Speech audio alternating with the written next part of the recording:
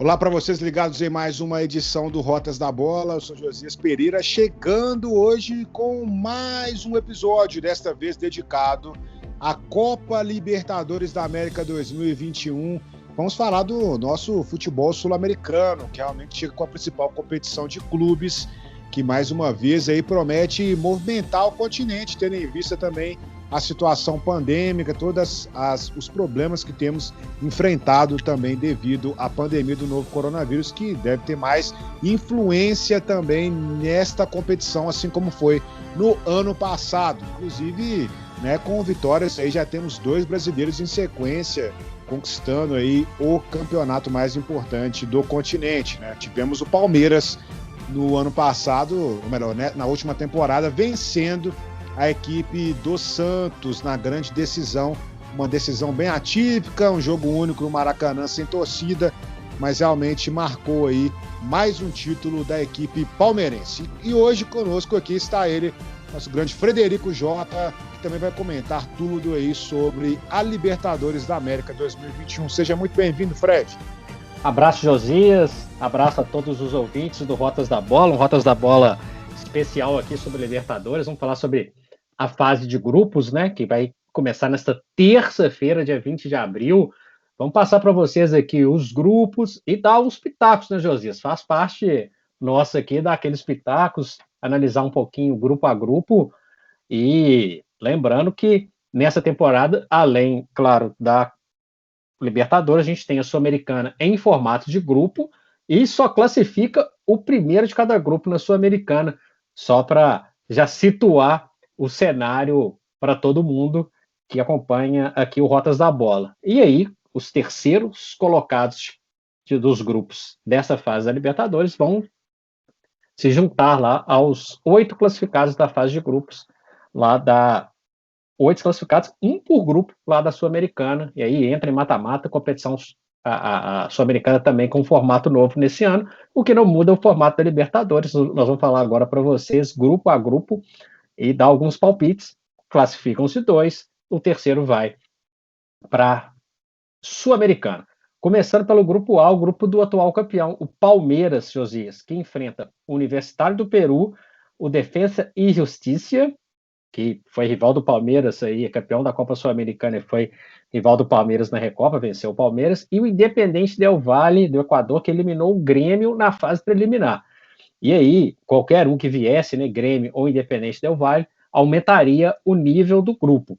Olha, o Independente Del Valle, na minha avaliação, cresceu muito, é um clube já estável em Libertadores, já entende a competição sul-americana. Então eu vejo uma disputa acirrada ali entre Palmeiras, Defensa e Justiça e Independente Del Valle. O Palmeiras, por ter um elenco mais recheado, ser o atual campeão, na minha avaliação, leva um pouco de favoritismo, com Independente Del Valle e Defensa e Justiça brigando pela segunda vaga. O Universitário do Peru, na minha avaliação, corre por fora, Josias. Concorda? Concordo com você, Fred. Realmente o Independente Del Valle mostrou aí um grande potencial diante do Grêmio, né? Esse crescimento constatado. O Independente Del Valle, que é treinado pelo Renato Paiva, né? E 2020 foi eliminado nas oitavas de final da competição da Libertadores, realmente. A gente pode citar algumas situações aqui do Independente Del Valle, Fred, que tem aí um modelo de jogo bem nítido, né, e compreendido pelos jogadores. Acho que essa é uma das características. É um time que já tem um padrão de jogo estabelecido, e isso pode influenciar aí durante a Libertadores. Mas é um time ainda que tem umas certas oscilações, então a gente tem que ver como que vai ser o comportamento dentro de um grupo que, com o Palmeiras, eu acho que o Palmeiras realmente tem uma capacidade muito maior de ser o líder dessa chave. Como você já citou, o Universitário não inspira uma confiança tão grande assim, correndo por fora, mas a gente tem que pensar no Defensa e Justiça, que tem aí o BK7, né, que é o comandante da equipe, e vem fazendo algumas edições de Campeonato Argentino bem positivas. Então a gente tem que ficar de olho realmente nessa equipe, que tem uma organização tática muito forte, e isso pode ser o diferencial nesse confronto direto aí contra o Palmeiras. Então eu vejo o Palmeiras e o Defensa e Justiça largando na frente nesse grupo, com a possibilidade do Independiente Del Valle realmente atrapalhar um pouco o plano dessas duas equipes.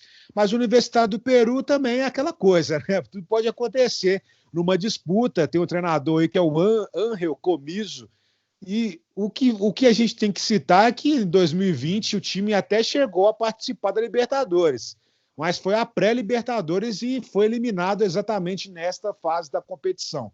Então, é realmente um time que não inspira muita confiança pelo retrospecto recente. Vamos ver como que vai ser isso agora jogado nesta edição da Libertadores, Fred.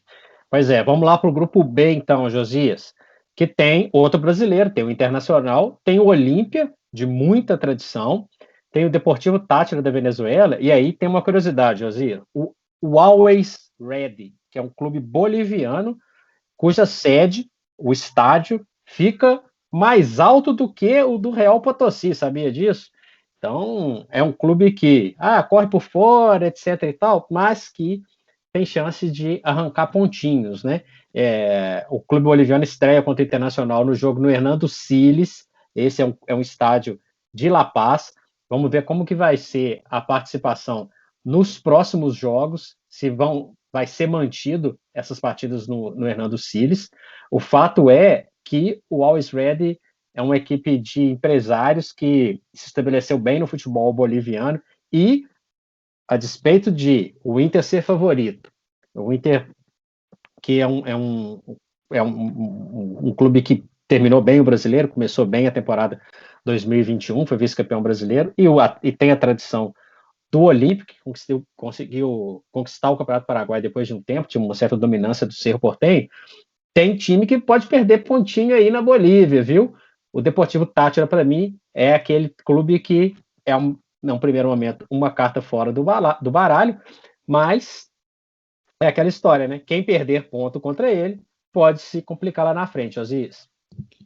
Exatamente, Fred. A gente tem que citar também que o campeonato venezuelano ele começou tem pouco tempo também, né? Então o time está muito cru nesse início de Libertadores. Então o Táchira com certeza vai patinar aí nesse momento, e como você colocou bem aí, o fato da altitude vai interferir bastante nesse comportamento do Always Ready. Muito bom o nome desse time, né? Sempre pronto, Always Ready. Então vamos ver como que vai ser essa competição. E temos o Olímpia, né?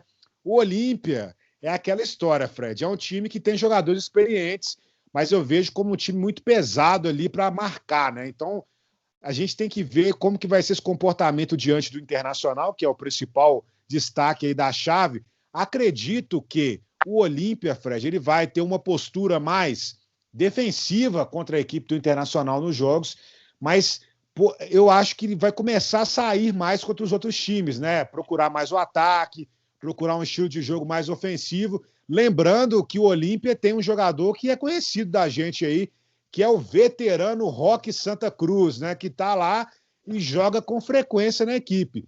E o Olímpia é o grande rei de Copas, né? Como eles gostam também de auto-intitular, atual campeão paraguaio. Então chega como o principal nome aí da chave ao lado do Internacional, com o Táchira e o Always Ready caminhando por fora. Lembrando que o Olímpia é dirigido pelo Orteman, que é o jogador que foi campeão pelo clube como jogador em 2002, naquela final inusitada contra o São Caetano, né?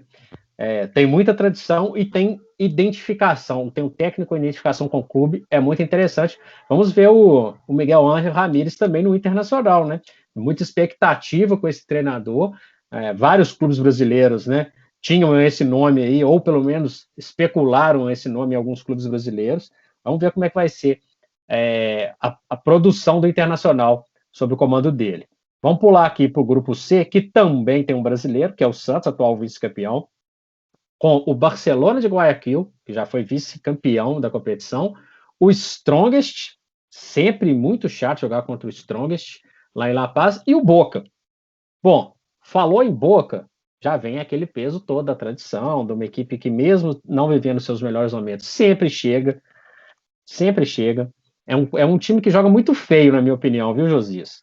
Né? A gente analisando as últimas participações do Boca, a própria semifinal contra o Santos, é um jogo muito feio, um jogo muito pragmático, mas é uma camisa muito pesada. O Santos, já sob o comando do Ariel Holan, ex-técnico do Independiente, começou bem a temporada. Eliminou o São Lourenço na fase preliminar, com autoridade, venceu na Argentina. É um time que a gente sabe que tem ali as suas estrelas, tem o Marinho, tem o Soteldo, mas que sempre vai se basear muito ali nos seus garotos da base, e o Holan já está colocando a molecada para jogar. Então, eu iria aí numa questão um pouco óbvia de Santos e Boca, aí vai ter uma disputa pelo primeiro lugar. O Barcelona não vive lá uma melhor fase no campeonato equatoriano, e o Strongest é aquele time que, se não é o mais forte local, não é o atual campeão, é um time que arranca pontos, é um time que costuma jogar Libertadores com muita frequência, então não descartaria aí uma tentativa do Strongest de, no primeiro momento, ser o terceiro colocado e se classificar para a Sul-Americana, mas vai arrancar pontos de todo mundo lá em La Paz, lembrando que a estreia do Strongest é exatamente contra o Boca Juniors na Bolívia, Josias. Exatamente, Fred. O Boca Juniors, como você colocou aí, um futebol muito pragmático ainda, né? O Miguel Ángel Russo ainda não conseguiu dar aquela cara, apesar dos bons nomes, né, que a equipe do Boca possui. Como o caso aí do Pavon, né, que estava lá na MLS, está voltando agora depois de uma estadia por lá. Tem alguns jovens jogadores, o Medina aí é um exemplo disso também, que pode ser um jogador bem utilizado e vem crescendo no campeonato argentino. Então a gente tem que ver como que vai ser esse comportamento do Boca. Mas é aquela história, né? O Boca é sempre um pouco irregular em algumas competições aí que disputa antes da Libertadores, mas acaba que o espírito da Libertadores, né, parece que encarna-se no Boca, e o Boca consegue a classificação, consegue fazer bons jogos, né? Vai pegar um Strongest, como você disse aí no início dessa jornada, mas é um time melhor que o Strongest, né? Tem jogadores melhores capacitados para isso. E o Barcelona de Guayaquil tem um jogador talvez em especial que a gente pode colocar, que é o Damian Dias, né? Que é o camisa 10, principal nome aí do Barcelona de Guayaquil, mas é um time também um pouco limitado aí nas suas funções.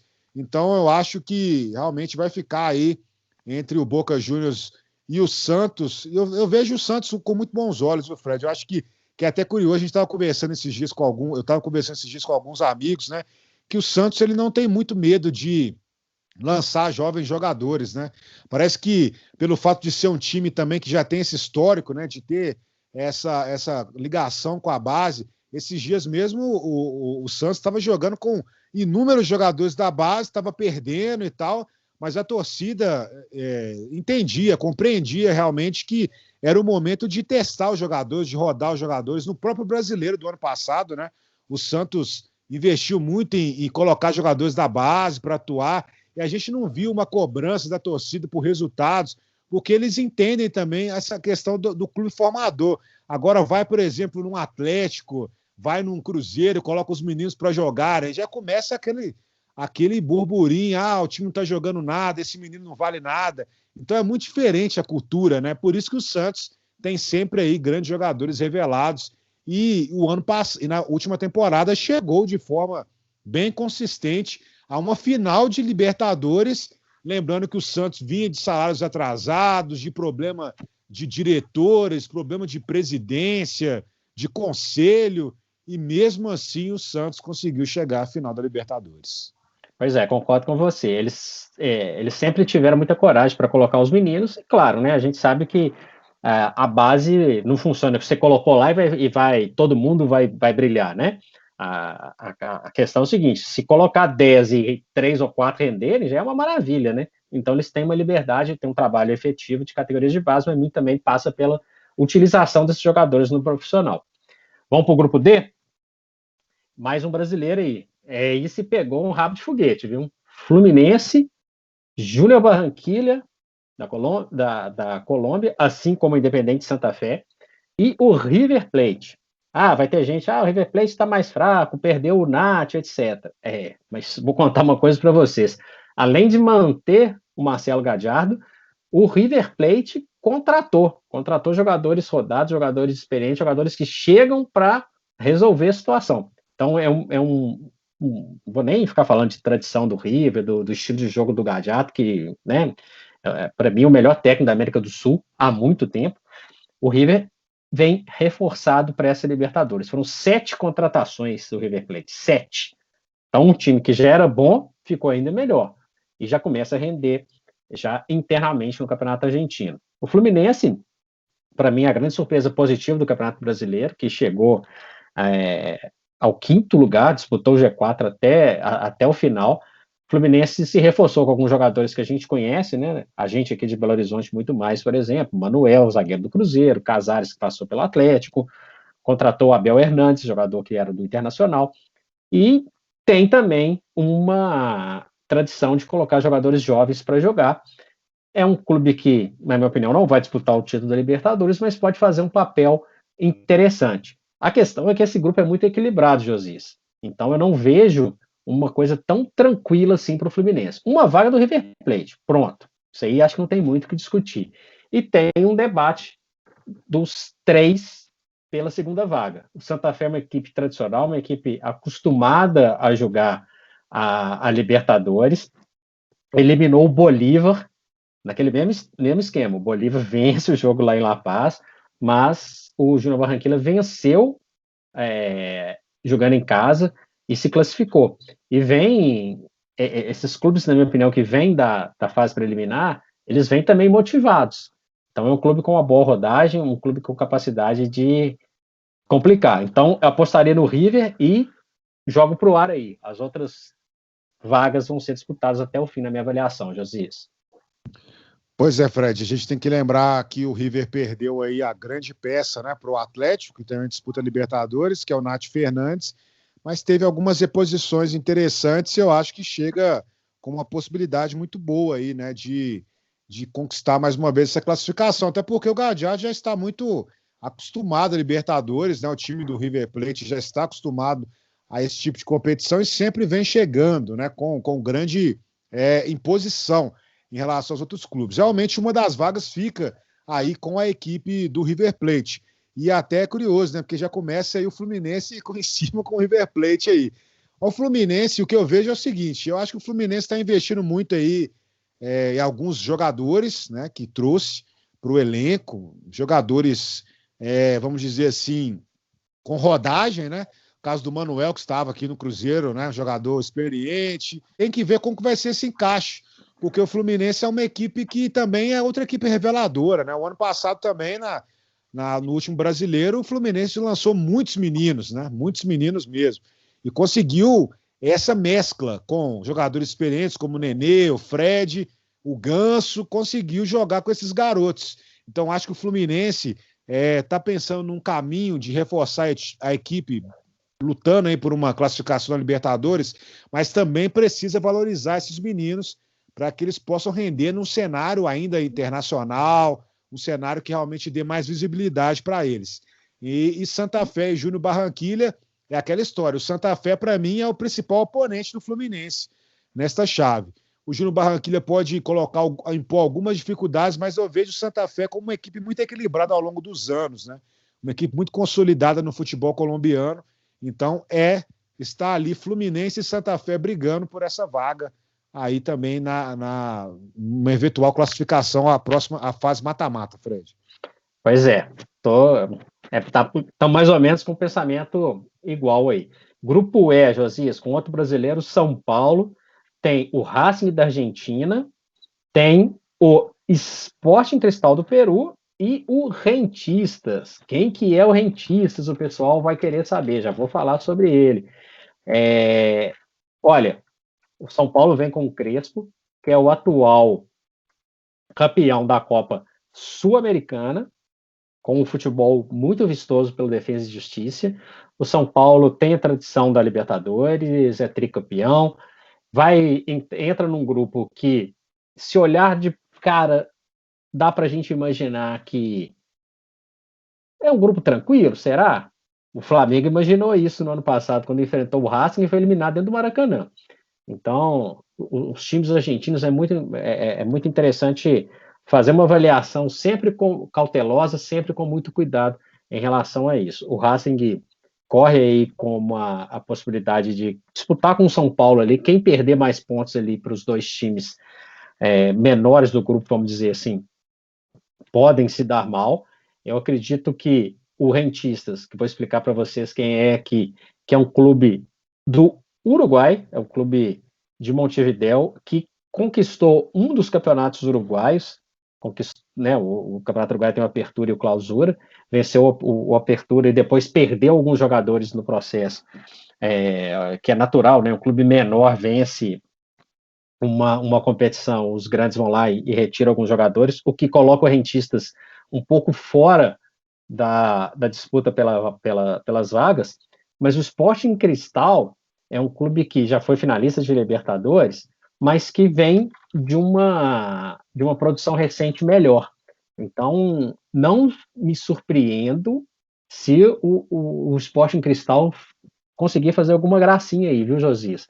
O Racing não está no melhor momento, é uma equipe que precisa ser respeitada, tem alguns jogadores da temporada passada que podem sim fazer alguma diferença, então eu vejo um certo equilíbrio aí um pouco entre o Racing, com o favoritismo do clube argentino, com o Sport Cristal podendo fazer uma gracinha, o São Paulo, que começa a se ajustar sob o comando do Crespo, tem tudo para ser até o líder da chave, mas a gente já viu alguns vacilos de equipes brasileiras que entram nessa fase da Libertadores achando que está tudo resolvido, né, Josias?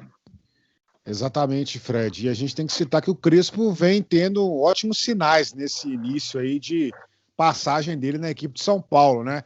Um esquema que tem ali 3 zagueiros, tem uma manutenção do Daniel Alves no meio ali com o Lisieiro.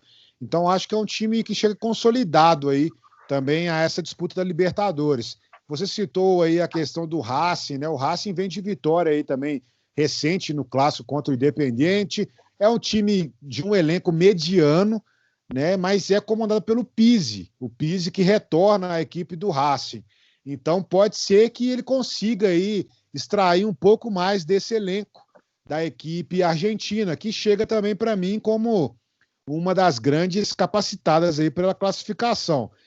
O Sporting Cristal é um time que a gente tem uma recordação no futebol mineiro muito pela conquista do Cruzeiro, né, da Libertadores de 97.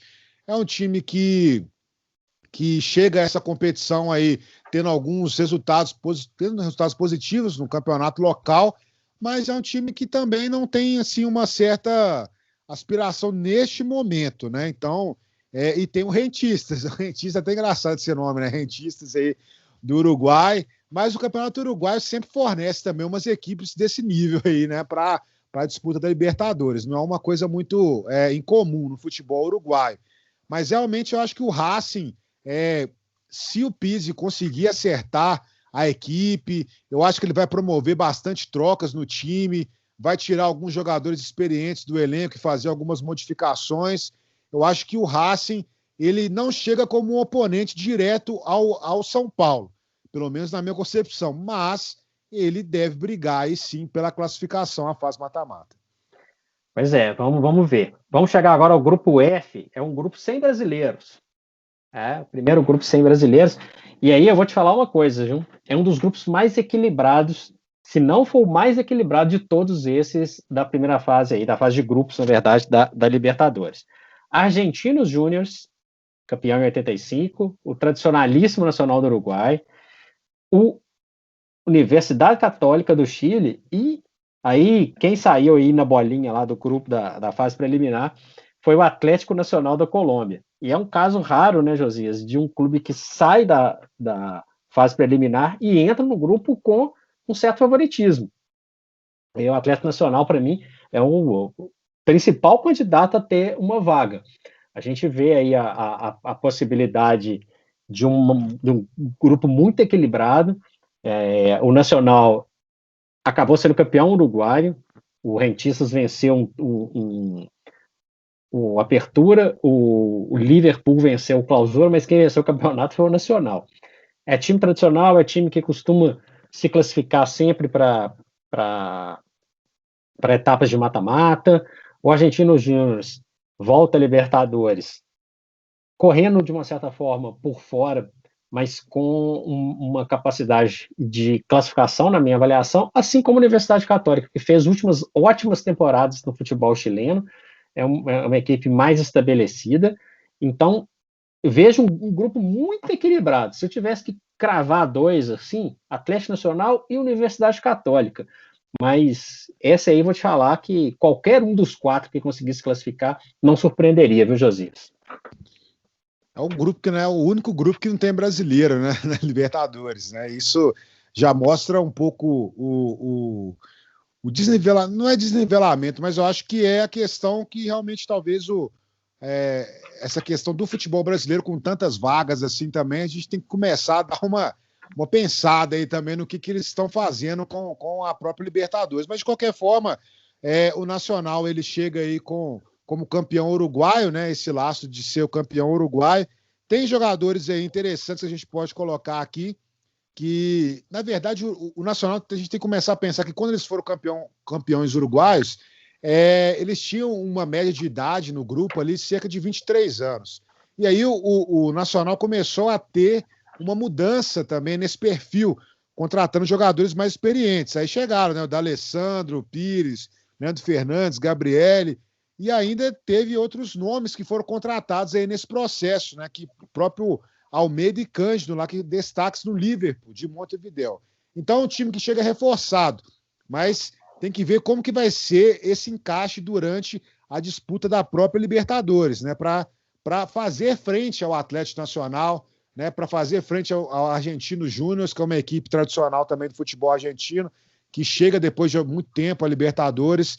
Então é muito equilibrado esse grupo, muito difícil de cravar aí quem vai ser o classificado. Mas olha, Fred, eu coloco como Atlético Nacional. Eu acho que realmente o Atlético Nacional vai conseguir a classificação.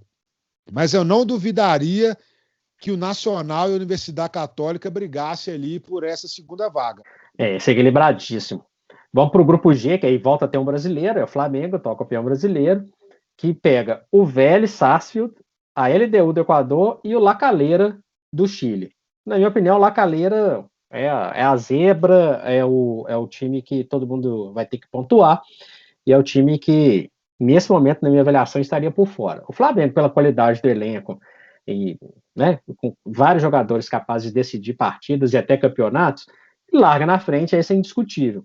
O Vélez, no Rotas da Bola que a gente gravou com o Fernando sobre futebol argentino, o Fernando até citou o Vélez como uma possibilidade de uma boa temporada, mas andou tomando até 7 gols, né? O Vélez andou tomando sapatadas aí, a equipe que joga lá no José Amalfitani.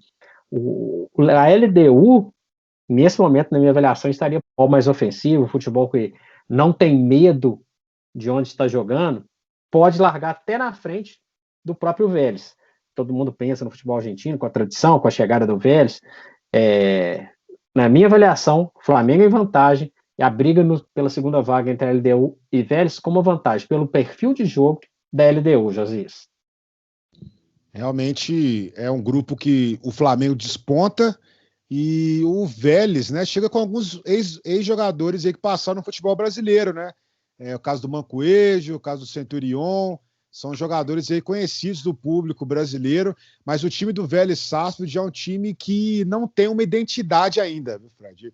Até o nosso companheiro aí, Fernando Martins e Miguel, falou bem aí sobre as situações que envolvem o time, mas é um time que não tem uma identidade ainda formada, então pode ser que construa isso ao longo da Libertadores, mas ainda vejo como um time que depende de vários pontos para serem ajustados para essa competição. O La Calera, a gente tem que lembrar que o La Calera é um time surpresa aí no futebol chileno, né?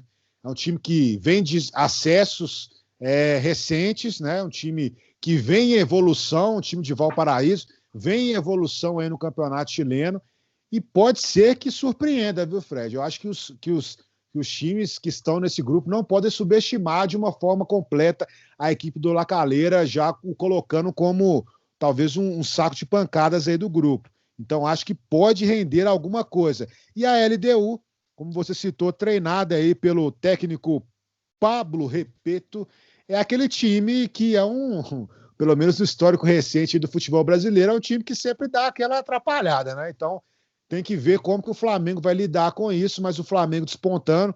eu ainda fico muito na dúvida aqui sobre qual time que poderia classificar também aí junto. Mas, não sei, eu acho que a força do Vélez ainda pode influenciar nessa classificação aí a próxima fase. E fechando nossa análise, grupo H, o grupo do Atlético, o Galo pode agradecer o sorteio também. O sorteio foi um pouco tranquilo com o Galo, que enfrenta o La Guaira, time da Venezuela, o América de Cali, tradicionalíssimo colombiano, e o Cerro Porteño, que, como eu falei um pouco antes, perdeu o título Paraguai para o Olímpia depois de algumas temporadas. Lembrando que da última participação do Galo na Libertadores, o Cerro venceu o Galo, inclusive fez 4-1 no jogo lá em Assunção. É um time que é um pouco mais fraco do que aquele que disputou a Libertadores de 2019, mas é um time que tem tradição, é um time que tem, nunca venceu, nunca chegou numa final, mas está sempre jogando, é um time que tem uma possibilidade de briga por vaga. O Atlético, Josias, a gente sabe, a gente está próximo aqui do momento que o Atlético vive. Fez investimentos de peso, tem, né, o Nacho Fernandes é um jogador muito acima da média, é um jogador importantíssimo nas campanhas do River nas últimas Libertadores, campeão, vice, semifinalista, sempre teve a participação efetiva do Nacho Fernandes. O Atlético tem um elenco que carece de alguns ajustes, mas é um elenco fortíssimo, o investimento é alto e a expectativa é que comece a render. Não rendeu ainda sob o comando do Cuca como a torcida esperava. Acho que é um processo de transição ainda. O Cuca, que é atual vice-campeão da Libertadores pelo Santos, fez um baita trabalho na última edição da Libertadores. Tem experiência na competição, foi campeão pelo Atlético em 2013 e tem um elenco fortíssimo na mão. Além do Nacho, eu destacaria o Keno, decisivo no Campeonato Brasileiro da última temporada, e o Guilherme Arana, que para mim é o melhor lateral esquerdo em atividade no futebol brasileiro. Fora isso, vários outros bons jogadores. A gente vai ver a adaptação do Hulk ao futebol brasileiro, né? Adaptação não, né? A estreia do Hulk no futebol brasileiro. Ele jogou 2 jogos pela Vitória e só. Ainda está em processo de adaptação. O América de Cali é uma força continental. Teve algumas temporadas aí abaixo do seu nível, jogou a segunda divisão colombiana, inclusive, mas é um time que foi se ajustando ao longo das temporadas, é um time que chega a Libertadores com a tradição da sua camisa e com um estilo de jogo que também, assim como eu falei da LDU do Equador, joga da mesma maneira em casa e fora de casa. É um adversário dificílimo. Inclusive, apesar de voltar a Libertadores depois de um tempo, eu colocaria o América um pouquinho acima do Cerro aí na disputa. Uma vaga, na minha opinião, deve ser do Atlético, e as outras duas vão ser disputadas América e Cerro, na minha avaliação, com um pouquinho de vantagem para o time colombiano. Eu falaria até, Josias, em relação ao La Guaira, ok, é um clube venezuelano, é o clube mais fraco, o futebol da Venezuela com a temporada, né, que praticamente nem começou, mas fica aquele sinal de alerta. Quem perder ponto para o La Guaira aí pode se complicar numa eventual disputa por vaga, Josias. Exatamente, Fred. Falando do Atlético, né, a gente vê que o problema do Atlético hoje é uma questão mais de formação do elenco, né? Não é a informação do elenco, a questão é de padrão de jogo também, né? O Atlético ele sofre muito com essa transição de Sampaoli para Cuca, e o Cuca tem uma mentalidade de jogo que a torcida já questionava antes da contratação dele. E o pessoal falava assim, mas o Cuca evoluiu um pouco o futebol dele, mas a gente está vendo que continua a mesma coisa, assim, né? Não teve umas grandes alterações, assim, no futebol do Cuca. E até engraçado, né? Porque o Atlético tem grandes peças para a disputa Libertadores, né? Jogadores que, se a gente for colocar aqui num patamar assim, são jogadores que estariam em qualquer clube, inclusive até no próprio Flamengo, né? O Nacho Fernandes é um dos melhores jogadores da América do Sul há muito tempo, né? Então ele é a cara do Atlético para essa competição. Então a gente tem que ver como que o Cuca vai coordenar esse elenco do Atlético para chegar de uma forma condizente a Libertadores, porque as recentes apresentações do Atlético realmente não têm encantado, e o pessoal vai falar, mas é campeonato mineiro. O Atlético não está nem aí para esse campeonato. Mas, de qualquer forma, o Campeonato Mineiro, ele é um teste não, né? Uma preparação, um ensaio para as competições que vêm pela frente. Então, o Atlético precisa evoluir nesse contexto tático. Agora, o América de Cali é engraçado, Fred, que o América de Cali, a gente fica brincando, ele é o Buffalo Bills da Libertadores, né? Aquele time que a gente tem aquelas recordações de sempre chegar na final e pipocar, né? Como aconteceu na história aí do América de Cali. É um time que tem tradição na Libertadores e a gente espera que é até bom para o futebol, a América de Cali também dar essa resposta, né, positiva depois de tanto sofrimento também que a equipe passou nos últimos anos aí. Então acredito que possa ser uma equipe que venha brigar muito forte aí por essa classificação à próxima fase junto com o Cerro Porteño. Eu ainda coloco o Atlético como o favorito no grupo a ser líder, né, a terminar a primeira fase como líder, mas o Cerro Porteño realmente vai incomodar muito.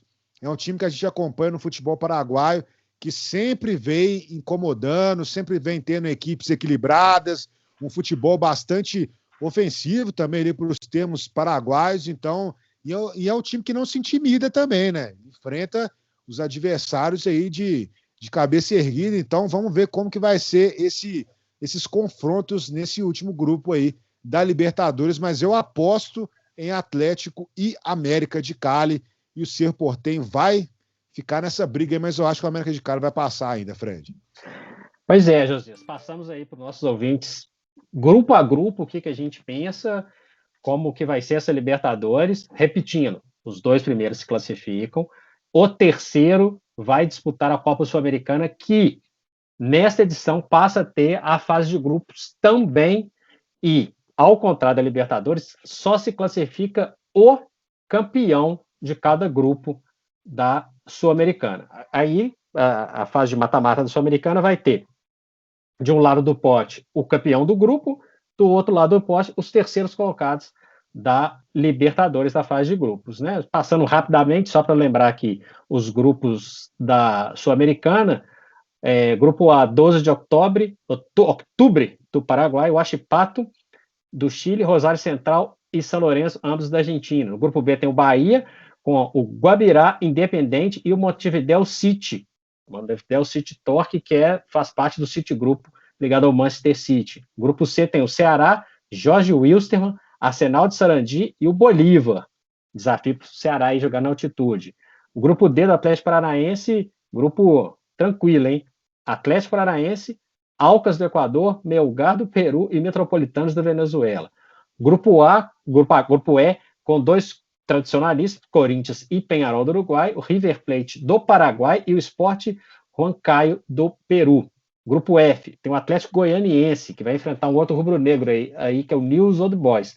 Tem o Libertad do Paraguai e o Palestino do Chile. O Atlético Goianiense pegou um rabo de foguete aí.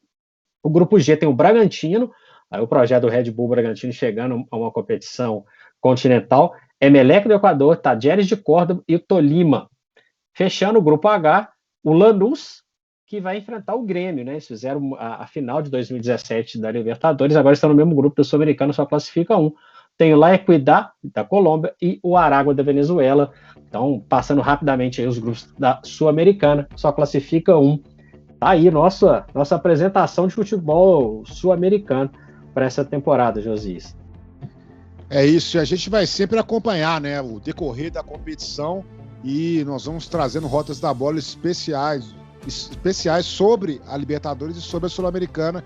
A gente vai comentando aí o decorrer desta jornada rumo à glória eterna, como diz aí o slogan da Libertadores da América. Vamos ver como que vai ser essa competição, que também, como a gente citou no início, sofre aí com a questão da pandemia. O Grêmio mesmo teve que mudar de país para disputar o jogo aí da fase pré-Libertadores. Então vamos ver como que vai ser também a entrada dos brasileiros nesses países, né? Porque a Colômbia já, inclusive esses dias aí, já não quis receber a seleção feminina brasileira de basquete. Então pode ser que tenhamos algumas confusões nesse sentido por causa aí da pandemia, do agravamento da pandemia no Brasil. Foi isso então, Fred, eu me despeço de você mais uma vez, um grande prazer tê-lo aqui no nosso Rotas da Bola. É isso, Josias, um abraço, até a próxima. Então é isso, pessoal. Até a próxima. Um grande abraço para vocês que nos acompanham aqui no Rotas da Bola.